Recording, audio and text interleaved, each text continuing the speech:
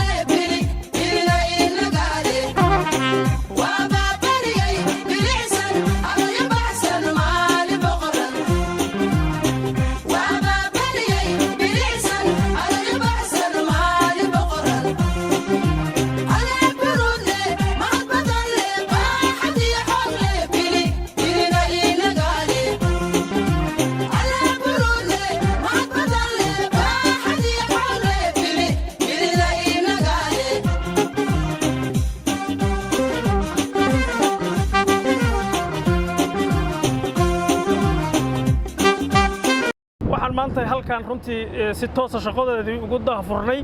laamigii wadada Guure oo ka tirsanaa laamiyadii JBLG horay hadda ka hor loo process gareeyay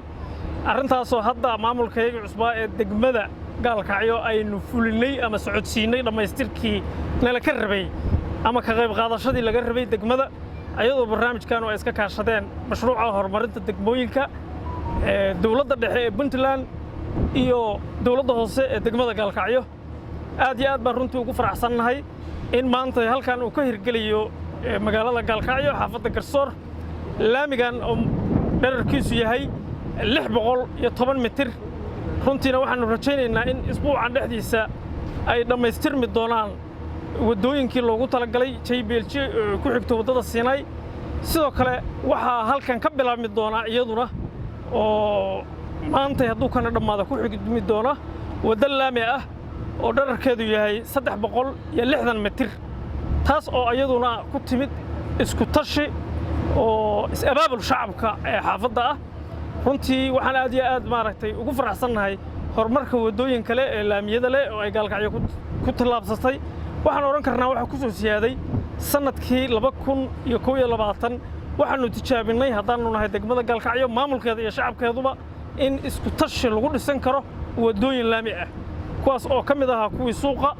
taas waxayna dhaxalsiisay ama sanadkan aanu u bixinay inuu yahay sanadkii horumarka wadooyinka iyo isku tashiga waxaana socda sida aad arkaysaan wadadan hadda bilaabmaysa kuwa kale oo halkan ka socda ayaguna Garsoor ah oo ay bilaabatay mataqaanaa is-abaabulkii shacabka iyo degmada sidoo kale waxa ayaguna aanu rajaynaynaa mashruuca wadooyinka horumarinta degmada Gaalkacyo u qorshaysan 2022 inuu noqdo sanadkii ugu badnaa ee mashaariicda wadooyinka ka fulaan gudaha Gaalkacyo bismillaahir rahmaanir rahiim maanta bishu tahay 20kii bishii 2022 waxaan joognaa wadada Guure oo la dhigayo laamigii barnaamijkii JBLG ee si kaashanayeen wasaaradaha iyo dawladda hoose iyo barnaamijkii JBLG-ga waxa halkan maanta nala jooga agaasimaha maamulka iyo maaliyadda dawladda hoose agaasimaha howlaha guud gudoomiye ku-xigeenka degmada Gaalkacyo ahna kusimaha duqa degmada Gaalkacyo isuduwaha wasaaradda howlaha guud iyo gaadiidka baa maanta ku sugan ilaahay mahadis waxay ku ahaatay in maanta ito laamigii wadada Guure la dhigayo barnaamijkii JBLG oo dhammaantiis aan rajaynayno inay soo dhamaadaan asbuuca soo socda hadii la idmo haday tahay wadadan Guure iyo haday tahay wadada Siinay iyo mashruucyadii kale oo xarada dhexdeeda laga qabanayay iyo dhimirkii iyo dhammaan barnaamijkii JBLG-da waxaan rajaynaynaa bisha inay soo dhamaadaan waxaan halkan iyana uga mahad celinaynaa shirkadda Kabaarko oo aanu shaqadii sidii loogu talagalay u qabatay oo u wada baan ayadana aad ugu mahad celinaynaa subhanahu wa ta'ala ma hadda maanta u sugnaatay waxaan joognaa maanta wadada Guure oo laamigii la dhigayo JBLG-gi oo ay nasiib u yeelatay inay hesho wadadan muhiimka ah laamigaana waa laami muhiima oo laamiga weyn ka soo bilaabanaya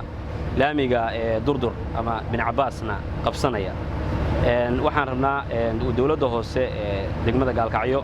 aad bay ugu mahadsan tahay fulinta mashruucan maadaama iyadu ay wakiil uga ahayd dawladda annagoo ku hadlayna afka wasaaradda hawlaha guud iyo gaadiidka waa mahadsan yihiin dawladda hoose ee degmada Gaalkacyo fulintan sidoo kale waa mahadsan yihiin shirkadda wadaniga ee Kabako oo laami tayadiisu sarreyso iyo shaqo si hufnaana ku socota ma taqaanaa wadda